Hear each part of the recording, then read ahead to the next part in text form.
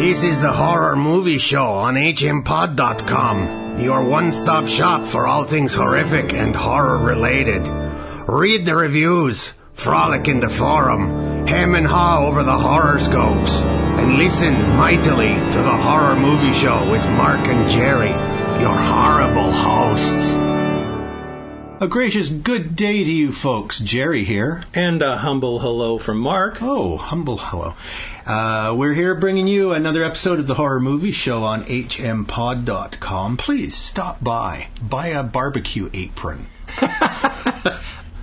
Or a hat. We also have, cheap foam hats. You can get all kinds of garbage through our hmpod.com website. We are consumers. You must consume if you want our society to survive. That's right. Are we animals? Are we crypto-communist fascists? You will let the zombies win if you don't buy from our site. Now, I should also mention that we are into, week 647 of the American government shutdown, and at this point, all the canned food is gone, and people have begun eating family pets. And the zombie apocalypse is about to occur. Those aren't zombies, those are teabaggers. Oh. Here they come. They're the ones behind the wall. Look out, Michelle Bachman's coming. We are the zombies. They're the ones behind the wall, and we're going to have to climb over our bodies to get to the top of the wall. It's difficult to climb over your own body. Okay, so we've got some new movies. Well, one new movie, and then we're going to talk about a bunch of movies that could sort of technically, possibly, slightly be considered horror comedies. A couple of them are flat-out comedies, and a couple of them are, judgment calls. But we're going to begin this episode with You're Next, 2011 movie that they sat on for 2 years and released in 2013. It's directed by Adam Wingard, a veteran by now of the horror movies. Written by Simon Barrett. It stars Sharni Vinson as Erin. She's terrific. A.J. Bowen as her boyfriend Crispian. Joe Swanberg as Drake. Nicholas Tucci as Felix. Wendy Glenn as Felix's girlfriend Z. Rob Moran and Barbara, and the always fun Barbara Crampton. She goes right back as a scream queen to the Reanimator From Beyond movies. Yeah, she's terrific. So she plays the mom, Rob Moran plays the dad, and the deal is that Erin, the main character really, she's been brought to the family home by her boyfriend Crispian, played by A.J. Bowen, and the whole family is there. He's got a sister, he's got a bunch of brothers. And they've got wives and girlfriends as well. So it's a whole gathering, and the family's got money, obviously. It's like a mansion that they're in, and everything seems cool. But like all families, there's real sniping going on. The oldest brother is a real cold fish, and played beautifully by Joe Swanberg, who, and I apologize to Joe, I don't mean this to sound cruel, but he has the deadest eyes. And he never, I notice, and I think he's playing it this way as a sort of a power thing, but he never meets the eyes of any of his siblings when he's arguing with them. He always does that trick where he looks at the middle of their forehead or at their chin, so that it's disconcerting, and he's, it's a power play. It's a way to... Oh, is that right? Yeah, absolutely. Yeah. You would know about that, though. Well, it's a mind game. So the movie begins with the next door neighbors, and we see the next door neighbors getting killed.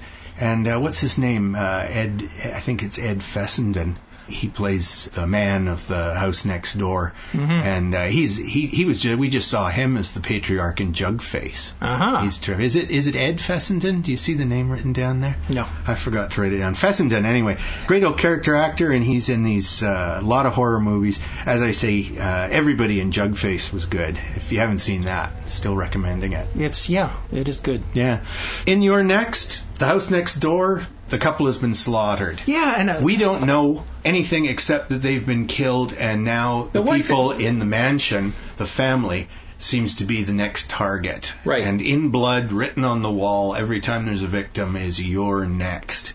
Which sort of echoes a little bit too much of the Scream movies and you know, the... They're definitely trying to psych out whoever is in the house. Yes, freak out everybody in the house, yeah. Yeah.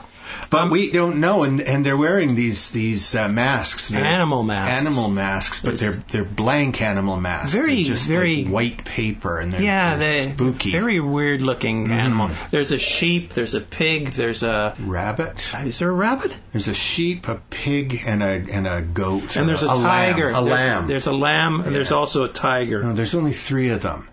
But there is a tiger for sure. I know that. I've read about the tiger. All right. Well, so there's these at least 3 bad guys, and they're slaughtering everybody in the house one by one. However, unbeknownst to the slaughterers, or for that matter, the family in the house, Sharni Vinson's character, Aaron, was raised on a survivalist compound. Yes. And she's going to fight back, and she's very good at fighting back. She's good at improvising traps and improvising weapons, and she, one by one, it sort of comes down to almost a straw dogs sort of thing, where it's one person against maniacs trying to enter the house, and once they're in the house, using what you have against them. And that was the cleverest thing. My only complaint about that is that she acts the way you want a heroine in a horror movie to act. When you've used a 2x4 and you've knocked the bad guy to the ground... Did you say you were complaining about this? This is my only complaint.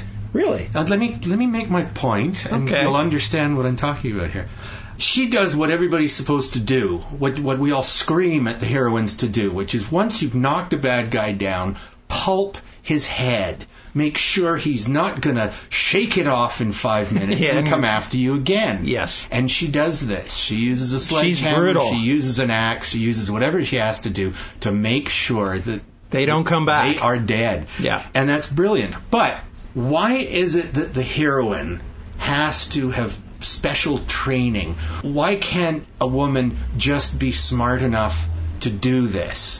You know, I found it kind of an insult to women in general that they're not bright enough. That's why they always run away squealing after they've, pushed the bad guy into an unlocked closet, and then they run away. No, you kill him and you keep killing him until he's completely killed. Anyway, I thought it was a good movie. It really, not a dull moment in it. Well, when I first started watching the movie, it's kind of slow. It's the family. It's the family crap at the beginning. It's the family getting together. Yep. There's a few little conversations that you overhear and things like that. But we have to know the family to understand what happens. Yeah, I didn't know where it was going to go. Where it was going to go. I had no idea what the movie was about. So when one of the boyfriends gets up and there's all this bickering at the table. The siblings are getting at it. Yeah. And one of the boyfriends... Or sons. No, it was a boyfriend. It was a boyfriend of the daughter. He gets up and he sees something out the window, and suddenly he just walks out over to the window, and he's staring out the window, and all of a sudden, thump! Yes, crash and thump. There's an arrow in his middle of his forehead. Crossbow arrow. A bolt. A bolt, they're called when they come from a crossbow. Okay, and he just thump. Well, and he doesn't fall over right away. That's the horrifying thing, is he turns around and looks at them, and he's got, 6 inches of wood protruding from the dead center. They're coming for us. Protruding from the dead center of his forehead, and he has a chance to turn around and sort of look at everybody. Like, oops. Yeah. And then he keels over, and then all hell breaks Then loose. A couple more bolts come through the windows. Yep. And strike a few people. Yeah, things are not going well. That's right. The older brother, who's really seems to be the villain up to this point, because he's such a swine, he's such a bastard, he's so mean to his other siblings, that when he gets one in the back, we think, okay. He's gone. But my first thought was, all right, so it's not him. Because at first I started thinking, is he somehow involved? Is he somehow, torturing his family? Because he seems to hate them all. And I think he does. But once he's a victim, and he's really badly hurt, but he continues to carry. I mean, everybody is on side. You think everybody is on side. But among the brothers, And their girlfriends, there's cowards, there's people who just hang back in the background, and there are people who take charge. And all this comes to a head later in the movie. Without giving anything away, it's got lots of real good twists and turns, and very satisfying too. By the halfway point, when you start to understand exactly what's going on, it's very satisfying. And like you said, there's a whole bunch of different types of people in this, and that people go into hysterics. Yeah. People freeze up. Yeah. People hide. People take charge. People are planning, get together and try to control the situation. Yeah. So there's all sorts of different dynamics going on. Yeah. And the parents are shocked. Well, the poor mom, of course, she's just seen a guy killed in her living room. So, and I didn't understand this, but they already think that there's somebody in the house, and they put the mom upstairs alone in her bed. No, I don't think at that point that they suspected that. And I would have thought that would have been the safer place to be on the second level, because all the windows are vulnerable to this guy with his but there's windows on the second crossbow floor too. So and then they finally start closing curtains and boarding up things, and that's all. hiding. That's all down to our heroine Erin. She takes charge. And she's very large. But she isn't the main person at the beginning of the movie, No. but she becomes the main person by the end. She's very pretty. She's very tall and svelte and thin and fit. But she does not look like a heroine, and she certainly doesn't look like the sort of person who could take an axe and beat somebody's head in with it. It's funny because her boyfriend doesn't even know she's a survivalist. That's right. She said it never came up. I was going to tell him at one point, but because it puts guys off that she's so tough. Yeah. So she's Rambo, but she hasn't told anybody. And the one person she does tell is like maybe not the right person to tell. Yeah, I'll just say that. Now, the director and the writer have been a collaboration on a number of different things, and some of the things that we just recently seen, they have a part in it. They had a segment in VHS and VHS 2. Okay. They were the writer-director of Phase 1 clinical trials. Oh yeah, okay. The first segment in the VH2. And in the first one, didn't they do the duck? No. That's ABC's of Death. Oh, that's right, yeah. But they did Quack. Yeah, Q for Quack. Yeah, very funny segment. And they're actually in their segment talking about it. Yeah, they play themselves. And I thought that... Yeah. So I've seen these guys before, and you can see that there's a little bit of humor in this movie as well. Yes, but they make a very good team. The tagline is Hunt, Sweet Hunt, instead of Home, Sweet Home. Oh, I hear. Yeah, okay. Right. And the writer was one of the killers. He played one of the He's the guy in the tiger mask. Oh, all right. There you go. So they do their little things. Good. Well, it's well worth seeing. I don't know if Nicholas Tucci, who plays the youngest brother, I don't know if he's related to the Stanley Tucci's family, but everybody does a good job. He's good. Nicholas Tucci is good because he's kind of a weasel. Looks like a thin guy? Weasel. He's the youngest brother. Yeah, thin guy. With the girlfriend Z, the that's right. girlfriend. And he might be related to Stanley Tucci because they're all thin and tall. Yeah. Okay, our next movie is another new movie, 2013. It's called Scenic Route, and this was recommended to us by our pal Carl at ILikeHorrorMovies.com. Thanks for the tip, Carl. Directed by Kevin Getz and Michael Getz. Written by Kyle Killen. Killen, good name for a horror movie writer. It stars Josh Duhamel as Mitchell, Dan Fogler as his little round chubby buddy Carter. The other people who show up are either just in cars passing, or they're sort of what may or may not be reality at the end of the movie. Miracle, I like this name. Miracle Laurie plays Joanne, who is Josh's wife, and Peter Michael Getz plays an old man in a car who stops to see if he can give our two main characters a hand when their truck has broken down on a desert highway. Yeah. Well, it's not even a highway, it's a desert road. Yeah. And they're off in the middle of nowhere. At first, that Josh and Dan, that is Mitchell and Carter, have been pals forever. And Carter is feeling rejected because Mitchell is married and with a kid. And, he's got like the standard bourgeois lifestyle, and his chubby buddy thinks that he's sold out and he's faked a car breakdown, a truck breakdown, so that they'll be forced to spend time together in the middle of nowhere with nothing to do but talk.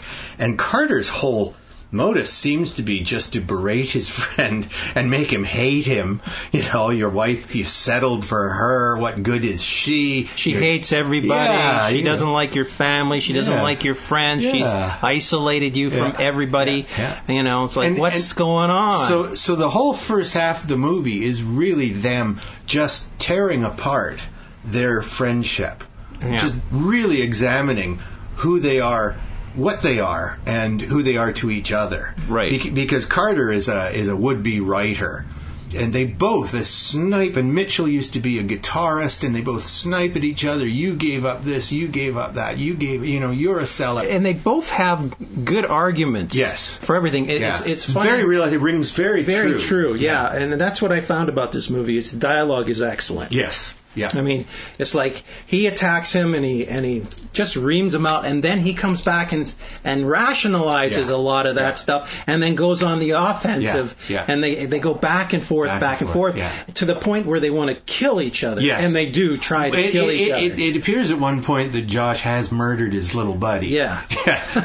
But they do reconcile. Yeah. And I like the way that they reconcile a couple of times. Yeah. And they come to terms with what maybe there are half-truths or full truths in what each are saying. Oh, sure, yeah. So they realize they are still buds. Yeah, but there, as the old saying goes, there is nothing like knowing you're going to die in the morning for focusing the mind. Yes. And they are stuck in the middle of nowhere. It is a desert-type climate, so it's really cold at night and hot and arid and waterless during the day. The very first night, one of them starts drinking the windshield washer fluid. That's Mitchell, and then he is vomiting pretty much all the next day, which is really the wrong thing to do. Yes. To dehydrate yourself further. What happens is that a guy stops to find if they need help. Yeah.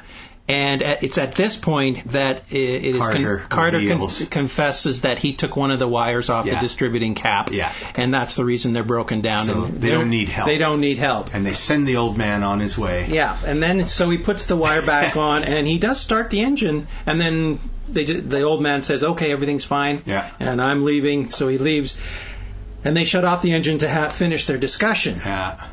Big mistake. And then the car won't start again.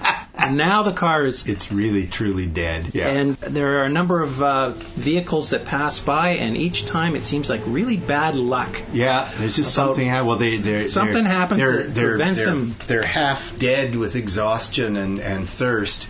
At one point, they've taken to digging a hole and covering themselves with dirt at night. That comes into play, the hole, but it wasn't... It was because he thought he'd killed his friend. Yeah, it was that's right. He was going to bury his friend. But they both wind up sleeping in this afterwards. Hole. So they're sleeping in an open grave with dirt sort of shoveled over top of themselves. Oh, goodness. Trying to stay warm. Yeah. And then a utility truck passes by and looks at the car and looks around. Nobody here. And he leaves. He leaves. Obviously telling... the next person that the tow truck that there's abandoned truck, go and get it.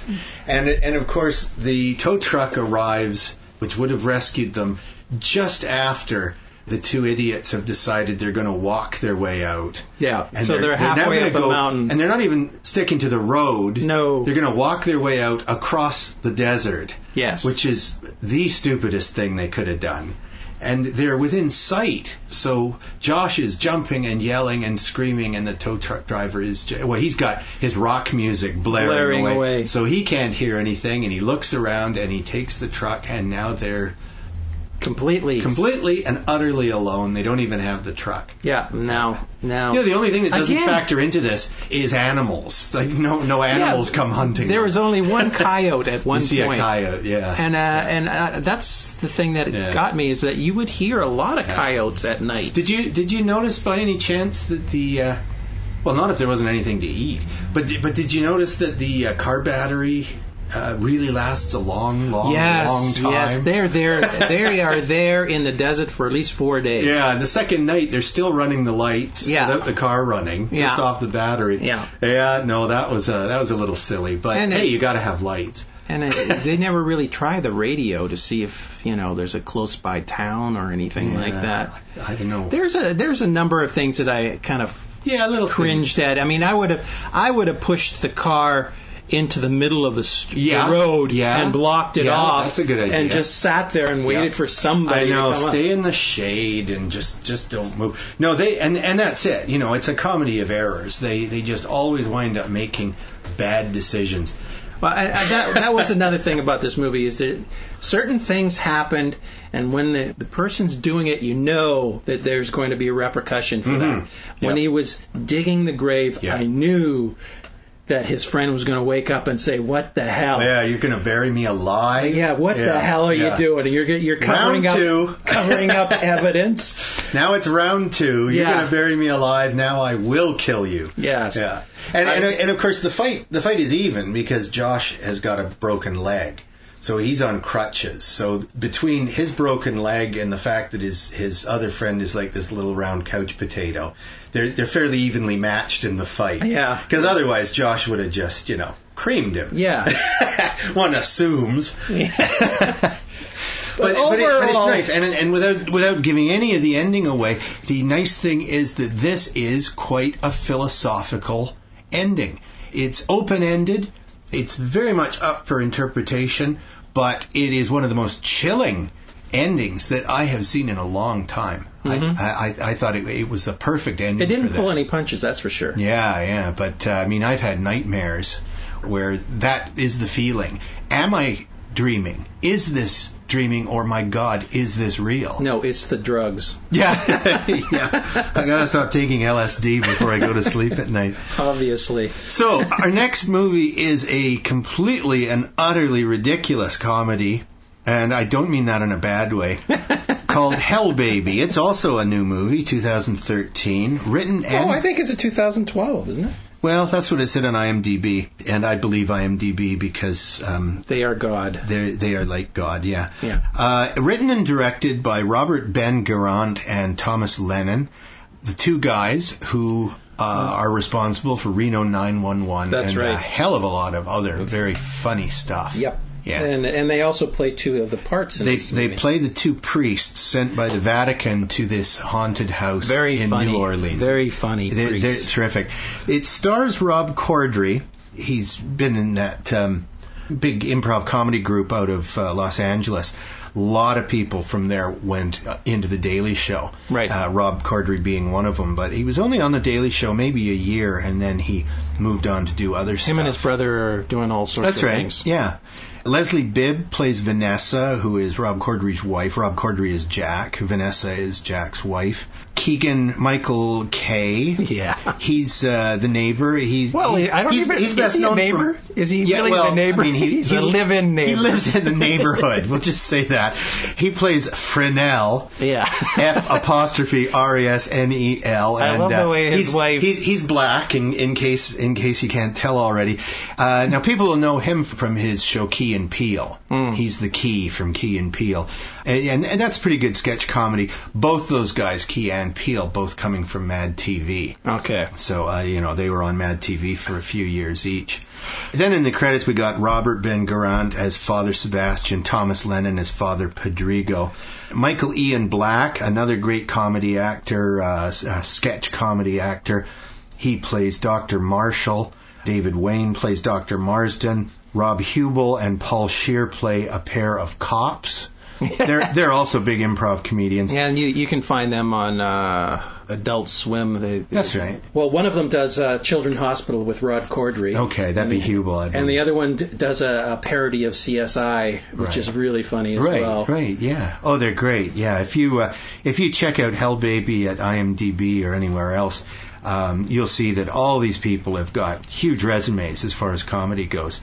So yeah, the idea is that Rob Corddry and his wife Jack and Vanessa move into this big old haunted house down in New Orleans. Yeah. And they are checking the place out, and the next thing you know... They got it dirt cheap. They got it dirt cheap, and we wonder why. Fresnel just seems to keep popping up. And every time he pops up right behind Jack sees the guy, and they both scream. And Fresnel is screaming as loud as Jack. It's always popping out of nowhere. Yeah, he does. So he's there to frighten them. Yes, because he's playing both the race card and the crazy bum card. We're not quite sure where Fresnel is coming from. And I don't know if you know this, Mark, but I believe the name Fresnel, the Fresnel is the little tiny flap of skin just under the head of the penis that joins the two parts of the male Johnson. I've got one of those. Yeah, exactly. I think my wife is keeping mine. But anyway, that's funny. I mean, that is just such a little dirty joke. I like the fact when he introduces himself. Oh, yeah. His wife. He says, "My name's Fresnel, just the way it sounds," and his wife spells it with the apostrophe. Logical to her, and Jack is just mouth open. Say what? and it's funny too because the two of them play about the whitest people in the world, and they've moved into the blackest, poorest, most awful part of New Orleans. The only thing that we don't see in the neighborhood is the level of mud that rose during the flood. It's quite a derelict house, although it is quite a period piece. Oh, it's a beautiful old house. Yes. And at one point, when Fresnel mentions that he's living in the crawl space down below, Jack opens up the floor and he goes down into the crawl space, and it's like huge. It's like a football field under there, and it's all full of esoteric crap and stuff. Lots of nice little touches. There's The Exorcist, and there's the Haunting, and lots and lots of touches here and there. Yeah. And basically, the wife is pregnant with twins. And at least one of those babies is a devil, and she's drinking turpentine instead of white wine. She's smoking, and she's doing everything wrong.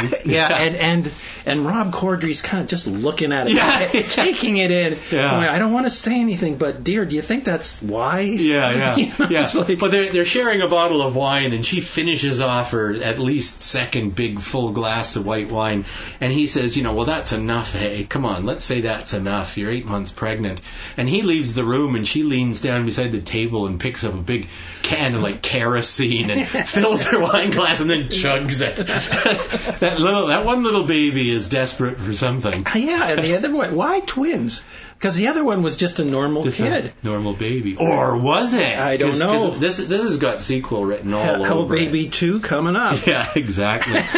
And at least one of the priests survives. Yeah, it's really funny, especially the part when she gives birth. Yeah, and they're throwing the baby like a hot potato with the two babies, and meanwhile they want to strike down the devil baby, but they don't want to hit the good baby, and they don't want to hit each other, and the two lame ass cops are there, and one of Paul Shearer's got his gun out, and he says, "Throw the devil baby in the air and I'll shoot it," and he shoots his partner, and it's just like one thing after the other.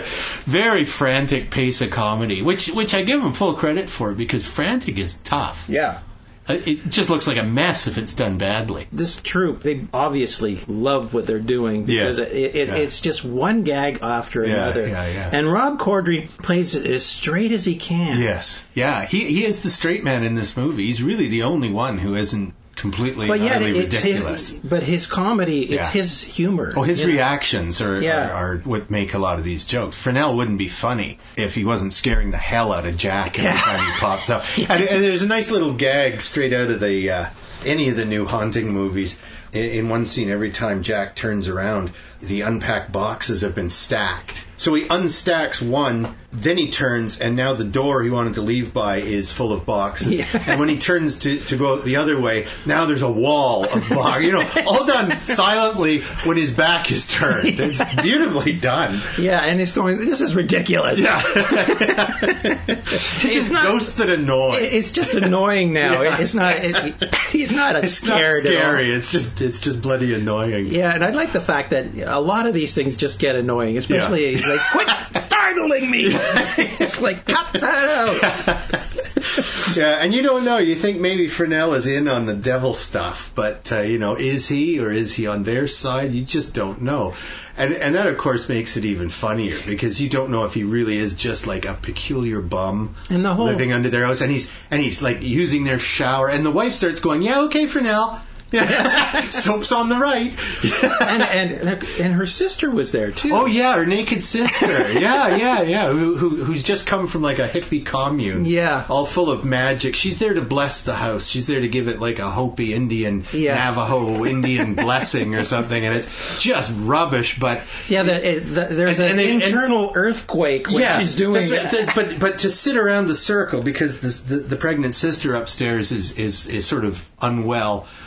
She's got trouble, so she's not in the circle. But among the circle is this other guy, and we find out that he's just like a delivery man. Yeah. And he got roped in. Yeah. And now he's in the circle, and they're smoking marijuana, and they're all getting... So Fresnel and the sister are starting to get off on each other, and Jack and the delivery guy, and all four of them are super stoned. And yes, and then an earthquake occurs, so they all jump up, and they run out of the house, and there's no earthquake. It's only in the house. There was a lot of things with the policemen just by themselves, and that they meet up with the priests. Yeah. And the priests and the policemen have this whole thing. And the fact that it's New Orleans, the priests are new in New Orleans, and the cops say, well, have you tried the po' boy sandwiches at such and such place? And it's a real restaurant. Yeah. And there is like a 5-minute scene of these four men just smacking their lips, grunting like pigs, moaning over how good these sandwiches are, eating chips, drinking root beer, and just wiping food off their faces. Oh, it's just an orgy. And an orgy of eating.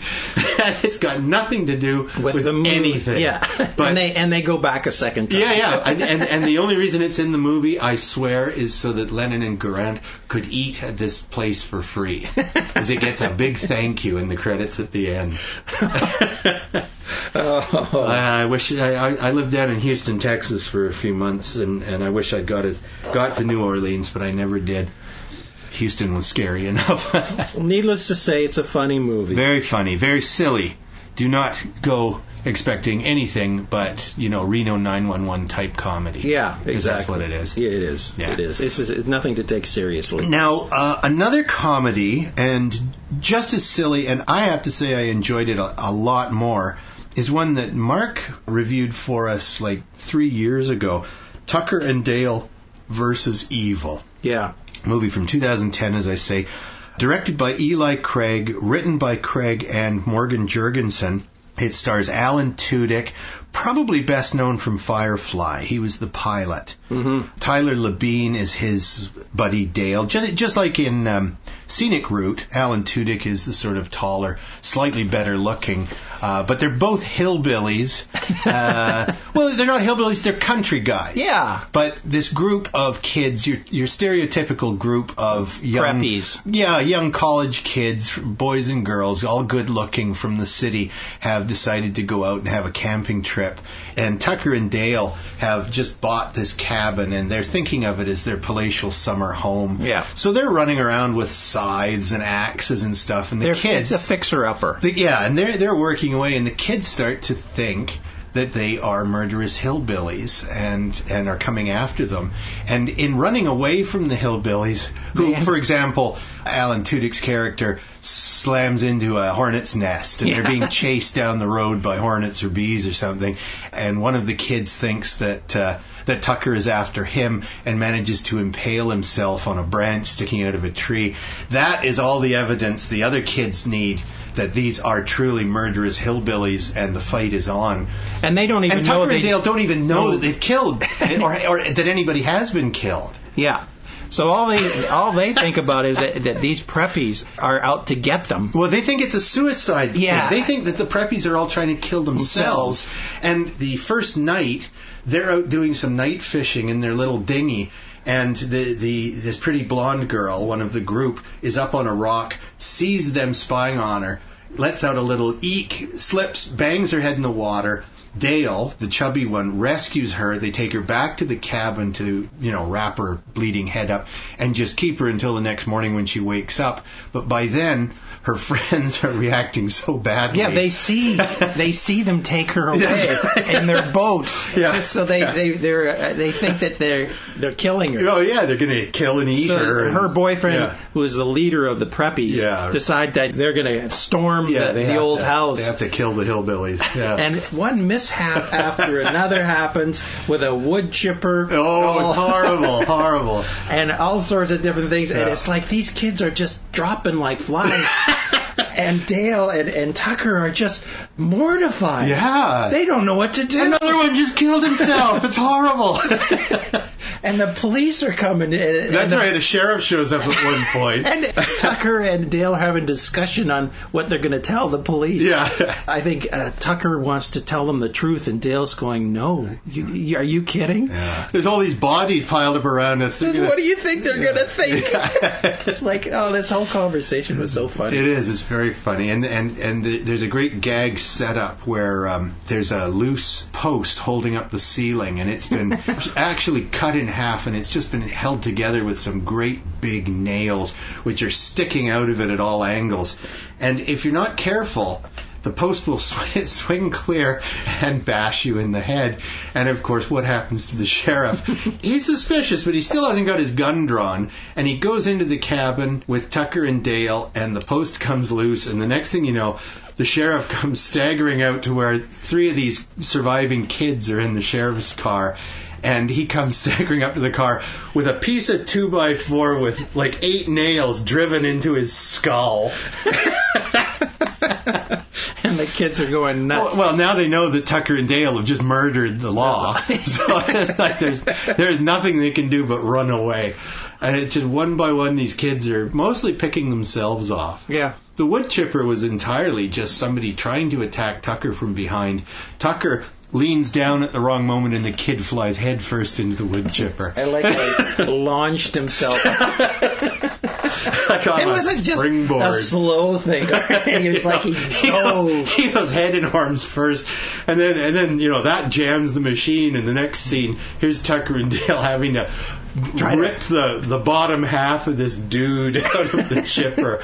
And right Tucker's comment is, I sure hope I get the deposit back on the chipper. Oh, geez. And of course, the girl is covered in gore from the wood chipper, Yeah. And just as she might have come out and explained to her friends that these guys had, saved her, basically. Yeah. Nope. They see her covered in gore, screaming, and further proof that Tucker and Dale are indeed mass murder. The enemy. Yeah. Not a lot you can say about this movie except that it is funny from beginning to end. And again, you know what it reminds me of is The Cabin in the Woods, because it deconstructs the whole notion of the kids going off and one by one being picked off by a maniac. Exactly. Are they being picked off by a maniac? Not in this case. Also, when Tucker and Dale move into the cabin, and it's a horrible, filthy mess, just dilapidated piece of crap cabin. But on one wall are all these news clippings. They're trying to sort of interpret what the previous owner was like, because there's a bunch of bones hanging from filthy old strings, and there's strips of what could be dried meat and stuff, and along one wall are all these clippings of murders taking place in the woods. And Tucker goes, well, maybe he was an archaeologist looking at all these bones. And Dale says, and a bit of a news hound, I would say. Because they don't really talk like idiot hillbillies. They do have TV. They do read. They just wear overalls. And of course, Tucker, after he's been stung half to death by these bees, his face comes up and he's all welts, and he looks like a maniac. His eyes stung shut and stuff. Oh, it made me laugh. The good thing about this movie is it's okay for kids. Yes, yeah. I'm thinking, is there cussing in it? Because I don't think so. The leader of the college kids is a real little nasty piece of work. You look forward to his eventual demise, because he deserves it. All the other kids are just stupid enough to follow his lead. Yeah. think that it's for teenagers and up. Yeah. Oh, yeah. It's a good movie. Yeah. Yeah. It might still be a little gory because it is gory. I mean, it's definitely gory. I mean, yeah. well, these days, I mean, with the internet and the YouTube and all that, and younger kids are quite used to like slapstick horror kind of like thing. Yeah. And this is very slapstick horror. Very much, very much. If there's such a thing. Yeah, I think indeed. I've just coined that term there. There's a lot horror. of slapstick in Hell Baby, too. I think that whole baby throwing scene is slapstick. Yeah. So, all right, we got one more movie, and this is arguable whether it could truly be considered a horror comedy, but it is funny. It is funny. It's got lots of black humor in it. It's 1998's The Faculty, directed by one of my favorite directors, Robert Rodriguez, who's did all the Spy Kids movies. That's right. Yes, using, I believe, his daughter as Lava Girl. I think that's his daughter in the movie. I believe it is. If it isn't his daughter, then it's his son, but one of those kids is his own child. And he's always done that. He's always larded his movies with, at first, when he was a teenager making movies, he would use his little brothers and sisters. Uh-huh. That's where I first saw him on an old show called Night Flight, which used to run for 2 or 3 hours in the middle of the night on, I think it was NBC, might have been ABC. And it was wonderful because all it was like pre-internet format. It was just one interesting music video followed by a little film, followed by an excerpt from a movie, followed by another little movie, and it was just all strung together with commercial breaks, and it was real proto-internet. It's exactly the sort of thing you can do by just skipping from one to another randomly on, say, wimp.com or YouTube. Right. I'm sorry, Mark, the YouTube. The YouTube. Yeah. So the fact that we got directed by... What does that mean? I don't know. You said the YouTube, so I just think that's funny. Written by Kevin Williamson, based on characters made up by David Wechter and Bruce Kimmel. It stars... And this is the most amazing thing about this, 1998, and this is like... the only movie I can think of along similar lines with a young cast just starting out is The Big Chill. Because a lot of the people in The Big Chill went on to be huge name actors. Right. And in that, it's such a great ensemble, but they were still starting out. In this, you got Elijah Wood plays Casey, who is sort of the main character, but there's a few an ensemble. Yeah, it's an ensemble movie. Jordana Brewster, who I don't know what she's doing these days, but she might even be a relative of mine because I've got Brewsters in my background. She plays the good-looking girl Delilah. She's the editor of the school paper, and so when things start getting squirrely, like the teachers start acting as if they may in fact be pod people. Yeah. Because that's what this movie is. It's more than anything else, it's Invasion of the Body Snatchers. Yes, it's exactly what it is. Yeah. Some alien monster that is taking over, and they start with the teachers, and then they start taking over the whole school. Mm-hmm. But, okay, so you got Elijah and Jordana. Josh Hartnett plays Zeke. Cleo Duvall plays Stokely. She hasn't, so far as I know, hasn't gone on to do a lot. Laura Harris, I've seen her in lots of things. She plays Mary Beth. Butter wouldn't melt in her mouth. Usher Raymond, I didn't know he had a last name. He plays one of the kids, and not one of the main kids either, just like sort of second string in the movie. He plays Gabe. He's huge now for his music, or whatever you call it. Piper Laurie plays Mrs. Olson, a real tight-ass teacher, and she, of course, made her name in horror being the mum in the original version of Carrie. That's Piper Laurie. Famke Janssen, who X-Men fame, who went on to become most famous after X-Men. Salma Hayek, she plays the school nurse. Small role. Yeah, a small but juicy role. Bebe Neuwirth, who was already at that time big from Cheers, but only in TV. Robert Patrick, who was the liquid metal Terminator in the second Terminator movie. That's right. He's the coach, and so far as we know, the first person to be infected by this alien plague. Jon Stewart, one of his from The Daily Show, one of his rare acting roles, and this is probably, dare I say, the best acting that I've seen Jon Stewart do. I know you say you like Death to Smoochie. I do. I find it extremely embarrassing. I think everyone likes it down in their heart. They just don't want to admit it. Right. And I think it's funny that Jon Stewart's character plays Professor Edward Furlong. Ed Furlong being a big noise at that time because he was the kid in the second Terminator movie. That's right. So why they chose to name Jon Stewart's character Edward Furlong? It's a circle thing. And Robert Patrick played the Terminator trying to kill him. That's right. There you go. Yeah. So, and even Danny Masterson, he shows up. He's also like Usher's character, sort of second string. Right. But he's in there, and he went on to considerable TV fame with that 70s show. Mm-hmm. So big cast, but kids for the most part. Elijah Wood had been a child actor all his, for many years. Yeah. But here he is playing still a high school kid, Josh Hartnett, Jordana Brewster, and they're all in high school. And believable, they all look their age, except for the fact that there isn't a zit in the whole movie. Yeah, get real. Yeah. Now, I'd seen it years and years ago, Mark, and I knew I liked it, and this is why I wanted to talk about it. But you hadn't seen it before. Didn't you rewatch it just recently? Yes, I did. Oh. I did. But you having just seen it for the first time, what did you think of it? I like the whole idea of it. A bunch of kids who actually talk about other movies that have to deal with taking over bodies, the body snatchers. Well, that's what they use as their template. And they said, that's their plan. And then they said, well, maybe this is the reason why those movies were made in the first place. Yeah. They were really made by people who had witnessed what they are witnessing now. But couldn't say it as fact because they'd be locked away. Yeah, exactly. Right. So they made these movies as instructional films. And it's all these little bugs that it burrow into your body and then take over.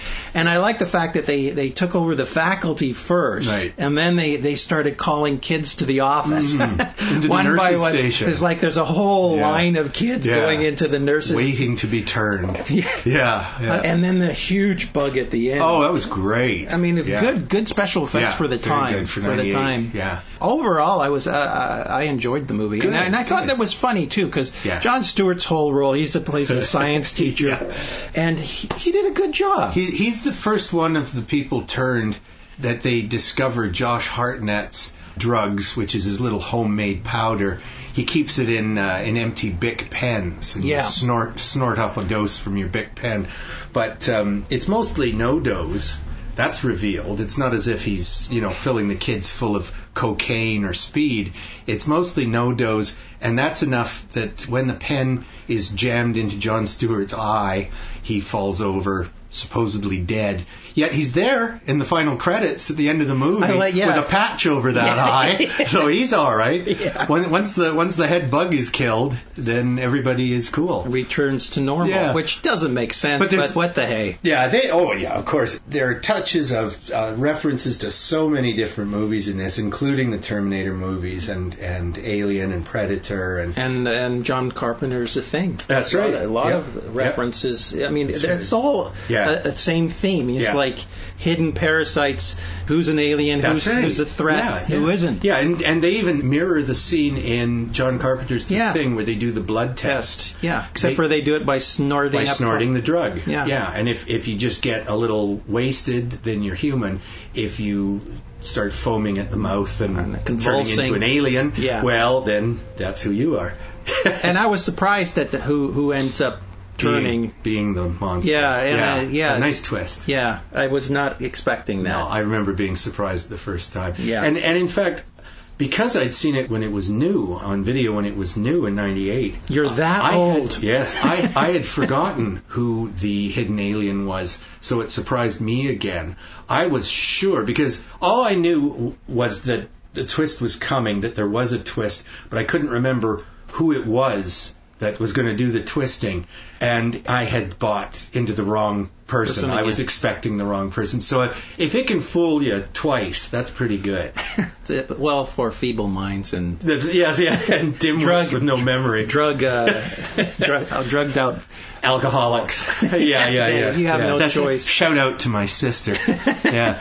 Okay, so I think we're going to wrap this show up, folks. Let's recap quickly. You're Next, I thought very worthwhile seeing. You liked it, Mark? Yep. Starts off a little slow, but give it a chance, and it gets in there. And then it never lets up. Yeah. Scenic Route, same thing. It sets the characters up. It sets up their relationship for the first 15, 20 minutes. Some people might not like this movie if you don't like intellectual movies. Well, it's a lot of talking. That's sure. It's mostly talking. Yeah. I mean, there's a few fight scenes, but it's mostly talking. Yeah. So if you don't like intelligent movies, then you might not like this. No, it does not have a lot of action in it, but it verges on being philosophical. Yes. Like it really, these two guys really are examining their life, and by the end of the movie, you really wonder exactly what is being wondered about. Right. You just don't know. It's got a great twist at the end. Right. Hell Baby, very funny, very silly. It is a silly, funny movie. If you like the fast-paced episodes of Reno 911 and that kind of comedy, you'll enjoy this. Yes, it runs right along with the Children's Hospital and all that stuff as well. Yeah, all those guys. Tucker and Dale versus Evil. A classic at this point. Just from 2010, but already it's a classic. I'm sorry I didn't see it a couple of years ago. Very funny movie. And The Faculty, 1998. It's good, and if you're a horror fan, you will enjoy it at a different level because you will catch all the science fiction and horror references. Yeah, and there are lots. And there are lots. Yes, and Rodriguez, one of his earlier movies. He is just so good. I'm just such a fan of his. He's made some good horror movies, from Dusk Till Dawn, for example, and what was the two Grindhouse movies that him and his good buddy Quentin Tarantino made? Yeah. Tarantino's was Death Proof, and Rodriguez's was about the zombie plague. And he's also, does he have anything to do with the Machete movies and stuff? Yes. Yeah, I believe he invented Machete with his pal Danny Trejo just as a mock joke trailer to include in the Grindhouse double bill. And the second movie's about the Planet Nightmare. That's the name of the zombie movie that Rodriguez made as part of that double bill. I liked that one better than I did Death Proof. I thought Death Proof was just too gory.